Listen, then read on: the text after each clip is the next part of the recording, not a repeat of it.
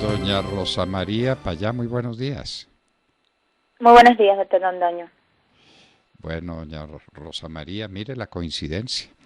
Hoy 22 de enero, puede ser así o puede ser un día antes o un día después, se iniciaron los juicios sumarísimos en La Habana, especialmente en el cuartel de La Cabaña con Guevara al frente, para juzgar y para condenar y para fusilar a los seguidores de Batista. ¿Cuántos fueron fusilados? Se dice que 5.000 o 4.000 o 7.000, nunca se sabrá porque con ese régimen nunca se sabe nada, pero fueron miles. Y empezó, un poco más adelante, un éxodo que fue el mayor de la historia reciente, salvo pues los casos de guerra declarada como el caso de Siria, pero el mayor éxodo fue el de cubanos, especialmente hacia los Estados Unidos, que vea, paradójicamente, son los que le permiten comer a los cubanos que se quedaron dentro de Cuba.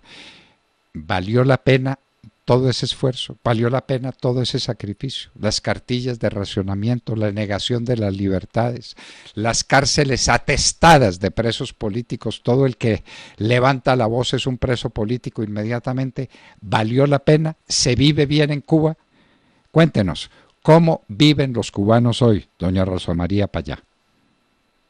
Sí, su resumen histórico es muy oportuno, sobre todo porque hoy 22 de enero se cumplen también exactamente 8 años y medio de que ese mismo régimen asesinara mediante un atentado a mi padre, Osvaldo Payá, un líder de la oposición pacífica cubana, y a un gran amigo y su colaborador, Harold Cepero, un joven cubano que tenía 32 años. En ese momento, y ese es el riesgo que corre cualquiera en Cuba que se atreva a enfrentarse al régimen o a levantar su voz de manera alternativa a los lineamientos del Partido Comunista Cubano, ¿no? Los fusilados desde 1959, los ejecutados de manera arbitraria por el régimen cubano de diferentes maneras, son en su mayoría las personas que se atreven a pensar diferente, las personas que se atreven a vivir de acuerdo a lo que piensan. Y en estos momentos la situación realmente es muy grave en nuestro país, grave a la escala de crisis humanitaria, una inflación simplemente los cubanos no pueden sostener. La ciudadanía cubana no tiene cómo comprar alimentos de primera necesidad, y el elemento que impide a los cubanos simplemente salir de esta crisis y prosperar con el fruto de su trabajo y levantar su país es simplemente la ausencia de derechos y libertades, ¿no? La ausencia de la posibilidad de autogestionarse, de poder cultivar el pedacito de tierra que tienen y vender el producto de esa tierra, de poder pescar libremente, de poder tener un negocio, por muy pequeño que sea, de manera independiente. Todo esto puede ser un delito en mi país, y si a todo eso le sumamos la situación de miseria que viven los cubanos, la situación de opresión política que se vive en este momento, las decenas, los cientos de presos políticos que los reconocidos y los que están en prisión y ni tan siquiera lo sabemos, simplemente por delitos que tienen que ver con hablar, mencionar, expresarse, según sienten, tanto en una línea para comprar el pan o en una protesta pública contra el sistema. Realmente la vida de los cubanos lleva décadas, como usted mencionó, siendo avasallada por la dictadura, pero en estos momentos la crisis es muy grande, y no solamente es la libertad, no, es la vida de las familias cubanas la que también se encuentra afectada de manera existencial y en riesgo en muchos casos. Doña Rosa María Payá, resuélvanos esta incógnita que tenemos y que tiene cualquier persona que se arrime a la realidad cubana. En el año de 1970, Fidel Castro salía machete en mano a cortar caña para que pudiera llegar la producción de azúcar en Cuba a 10 millones de toneladas. Ese era el objetivo y se hizo una cruzada gigantesca y bueno, 10 millones de toneladas porque había que venderle esos millones de toneladas a Rusia, que está ofreciendo comprarlas entre 4 y 6 millones de toneladas, y entonces eso era la supervivencia del país y la maravilla. Hoy mira uno las cifras oficiales, que pues todos sabemos que son mentirosas, y en Cuba se está produciendo un poquito más de 1 millón de toneladas. ¿Me quiere decir qué pasó con esas 9 millones de toneladas de azúcar? ¿Se reemplazaron por qué? ¿Se está produciendo qué? ¿De qué vive el pueblo cubano si en el año 70 le dijeron que o producía azúcar o se iba a morir de hambre? Bueno, ni en el año 70 se llegaron a esas 10 toneladas, a esos 10 millones de toneladas de azúcar, no se llegaron, fallado estrepitosamente. Y en el año 2021 el pueblo cubano, o sea, el régimen, importa azúcar, ni tan siquiera se puede cumplir con, o en años anteriores no se ha podido cumplir con las necesidades básicas de la población cubana. Y lo que ha pasado se llama comunismo, ¿no? Eso es lo que pasa.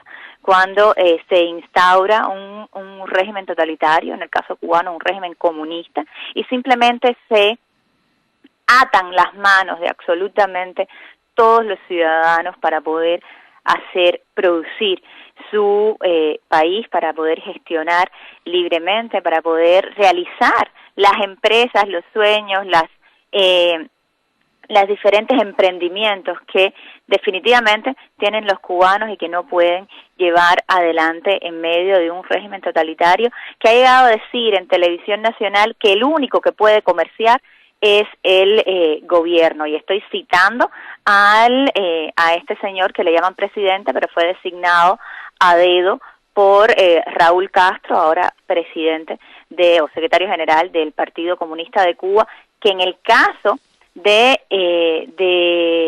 Cuba, por la constitución impuesta por ellos mismos, ese partido está por encima de el Estado y está por encima del pueblo cubano. Ante ese sistema opresivo es simplemente imposible producir, es simplemente imposible garantizar para los padres de familia la comida en la mesa de sus hijos todos los días. Y por supuesto eso viene también con el deterioro de absolutamente todos los demás sistemas, incluidos esos que el mismo castrismo se ha encargado de venderle a la comunidad internacional como éxitos, ¿no? Ahora mismo entrar a un hospital en Cuba es arriesgarse a salir más enfermo de lo que se entró. Ahora mismo el sistema de educación cubano es un sistema de adoctrinamiento y lamentablemente la calidad es cada vez peor, ¿no? Con profesores graduados en planes emergentes. Por planos emergentes estamos hablando de menos de 6 meses en la academia y que tienen que darle todas las asignaturas a los muchachos. Es realmente muy lamentable, pero también es muy lamentable los mitos que hay fuera de Cuba sobre lo que está pasando en Cuba, ¿no? Así como nunca se llegaron a esos 10 millones de toneladas en 1970, hoy se está diciendo nada más y nada menos que va a haber 100 millones de vacunas contra el COVID, en un momento en que nadie sabe los números de infectados que hay en nuestro país.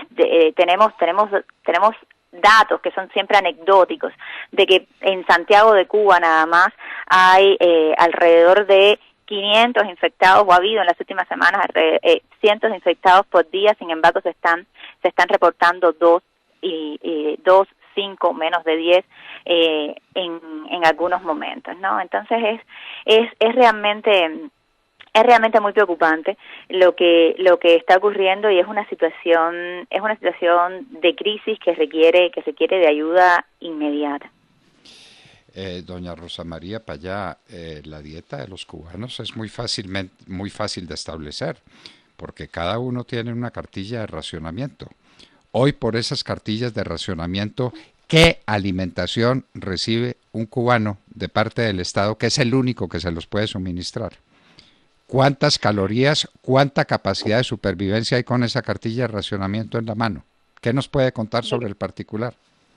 Mire, los análisis más conservadores Decían, y digo decían porque ahora mismo ya hay muchos, sobre todo jubilados cubanos, que ni tan siquiera pueden darse el lujo de comprar esa cartilla de racionamiento porque subieron los precios, pero los análisis más conservadores decían que para una persona, para un núcleo familiar, es lo que se obtenía a partir de la cartilla de racionamiento para un mes, como mucho alcanzaba para una semana, ¿no? El resto de las 3 semanas del mes era simplemente imposible que una familia se estuviera alimentando con los 5 huevos y las 2 libras de frijoles y las 4 libras o 5 libras de arroz que le daban por la cartilla de racionamiento, como usted la llama. Ahora, en este momento los precios son tan altos que muchos de los cubanos ni tan siquiera pueden comprarla o deciden no comprarla para intentar comprar otras cosas en el mercado negro, porque también la calidad de los productos que vienen en esa cartilla son paupérrimos. Bueno, esa es la situación allá y entonces uno entiende la prostitución de las llamadas jineteras que van a los hoteles de primera calidad que hay en algunas playas de Cuba a ver si consiguen, después de acompañar un rato a un turista, más de lo que podría conseguir su padre en meses de trabajo con el salario que se le paga en Cuba. Esa es una realidad tan dolorosa como usted quiera, pero es la realidad. ¿O se exagera, doña Rosa María? Es muy triste que el mito que ha sido capaz de vender primero Fidel Castro y luego todo su aparato de marketing, también amparado en hay que decirlo, la complicidad de muchos en el mundo durante mucho tiempo, de una parte importante de la intelectualidad de nuestra región, de América Latina. Gracias a Dios eso ha ido cambiando, pero todavía subyacen muchos mitos que se le imponen al pueblo cubano, y cuando muchos de nuestros hermanos en América Latina miran a la realidad cubana, realmente no están viendo a los seres humanos en la isla, ¿no? Están viendo las historias contadas por este grupo, al final del día, este grupo violento que tomó el poder en 1959 simplemente para quedarse en el poder y aniquilar y aplastar a cualquiera que significara un riesgo para ese poder absoluto y totalitario. Bueno, Cuba es un gran exportador de violencia a través de los supuestos médicos y de los supuestos maestros y de los supuestos entrenadores deportivos que está mandando a distintos países, entre ellos a Colombia. Y yo tengo que recordar aquí lo que decía, esto es textual, palabras del régimen, comillas: el amor del guerrillero por la violencia es básicamente un sublime amor a la verdad. Eso decían. Y con ese eslogan nos mandaban guerrilleros aquí y armaban guerrilleros colombianos. Aquí, allá en Cuba armaron a las FARC, al ELN, al EPL, al M-19, a todos los movimientos que no han traído sino destrucción y muerte a Colombia. ¿Eso sigue sucediendo? ¿Se produce esa injerencia de Cuba? Cuba manda a Venezuela. Es inaudito que Venezuela, donde la gente se muere de hambre, todavía le mande petróleo a Cuba para que Cuba medio sobreviva. ¿Qué nos dice usted sobre esos temas de inmensa actualidad? Exactamente, que son de inmensa actualidad, ¿no? Es innegable, está ampliamente documentado que el régimen cubano, y aquí sí quiero hacer la distinción porque se habla de Cuba cuando el pueblo cubano no tiene nada que ver con esta actividad de injerencia, es el régimen cubano, son los que están en el poder en Cuba, es la cúpula militar, es el G2 cubano, es el Ministerio del Interior de esa dictadura y sus servicios de inteligencia quienes se dedican a hacer este tipo de trabajo. Y en el caso de Venezuela es no solamente es apoyo de contrainteligencia militar, de inteligencia, de coordinación de la represión, de asesoría y coordinación de cada uno de los ministerios, pero también con hombres en el terreno, tantos que en algún momento la Secretaría General de la OEA le llamó un ejército de ocupación en el territorio nacional venezolano. Usted lo ha dicho muy bien también, es decir, la injerencia del régimen cubano en toda la región comenzó por sus vinculaciones con los movimientos guerrilleros. En el caso de Colombia fue y es todavía una de las más afectadas, todavía el presidente de extradición de líderes del ELN vinculados con el terrible atentado que ocurrió hace 2 años en la ciudad de Bogotá, y el régimen cubano sigue simplemente negándose, a pesar ahora de la designación como patrocinador del terrorismo, pero no solamente a partir de las infiltraciones, los contactos y la coordinación con movimientos guerrilleros, no, también lo hace a partir de la injerencia, a partir de su personal diplomático, a partir de todos estos acuerdos de cooperación que de una manera para mí increíble todavía mantienen varios países de nuestra región con el régimen cubano,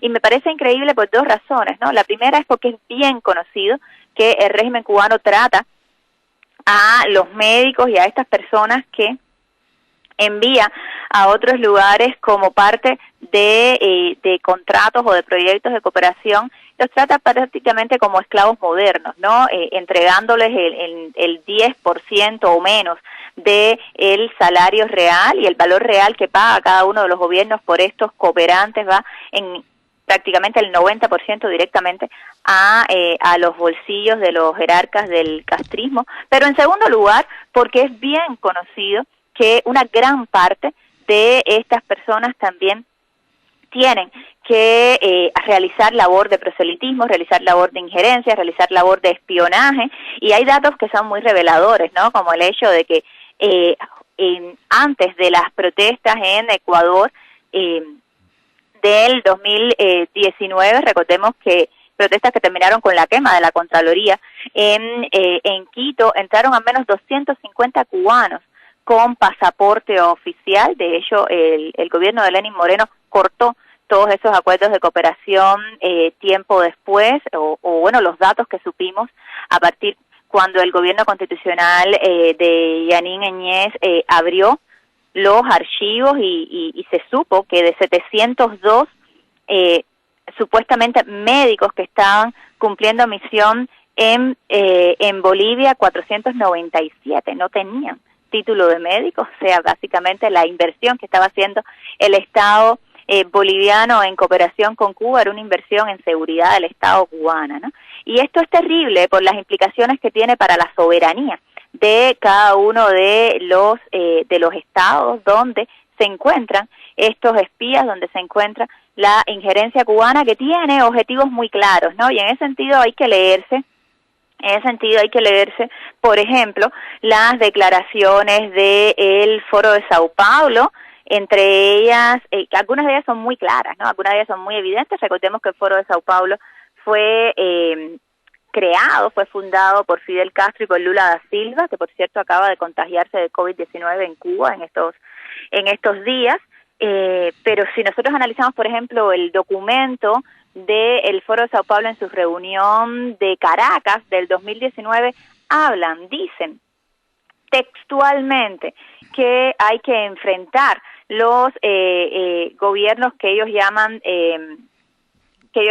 autoritarios o profascistas incluso, y entre ellos mencionan directamente el gobierno de Iván Duque en Venezuela, ¿no? Mencionaban en su momento también el de Mauricio Macri, mencionaban también el del doctor Mario Abdo en Paraguay, en fin, es decir, están claros cuáles son los objetivos, y al margen de que en todos los países, y supongo que también en Colombia, en todos nuestros países hay descontento, hay situaciones que hay que resolver, persiste la inequidad, y por supuesto la ciudadanía, la sociedad civil, el gobierno, los partidos políticos deben resolver esos problemas. Al margen de que todas estas situaciones realmente se dan, yo creo que ningún colombiano quisiera confirmar, como es el caso, y a partir de lo publicado por la revista Semana, que hay agentes extranjeros y regímenes que además son totalitarios, extranjeros intentando definir el futuro inmediato de su nación.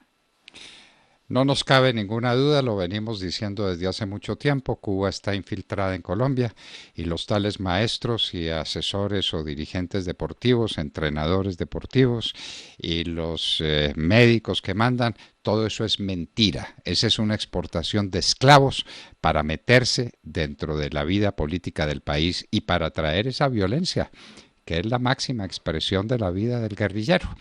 Cuba sigue exportando violencia como nos la está exportando a Colombia desde el año de 1948, cuando Fidel Castro asesinó en las calles de Bogotá a Jorge Eliezer Gaitán, el gran líder popular de la época, y nos condenó a una violencia partidista atroz. Doña Rosa María Payá, muchísimas gracias por estar con nosotros y esperemos a volver a contar muy pronto con su presencia en la hora de la verdad. Muchas gracias y esperemos también que los gobiernos democráticos de nuestra región tomen acción, ¿no? Y esa acción yo creo que está necesariamente ligada a apoyar al pueblo cubano en su reclamo de cambio y de libertad. Muchas gracias. Sí, señores, apoyemos al pueblo cubano. La primera víctima de estas atrocidades, de ese régimen comunista, es el pueblo cubano, que no se puede expresar, que no puede hablar, que no puede tener una prensa libre, que no puede tener un partido político, que si dice alguna cosa cualquier cubano inmediatamente es conducido al horror de esas cárceles donde se hacinan presos políticos en condiciones sencillamente infrahumanas. Rosa María Payá, directora ejecutiva de la Fundación para la Democracia Panamericana, estaba con nosotros en la hora de la verdad. Son las 8 de la mañana, 9 minutos.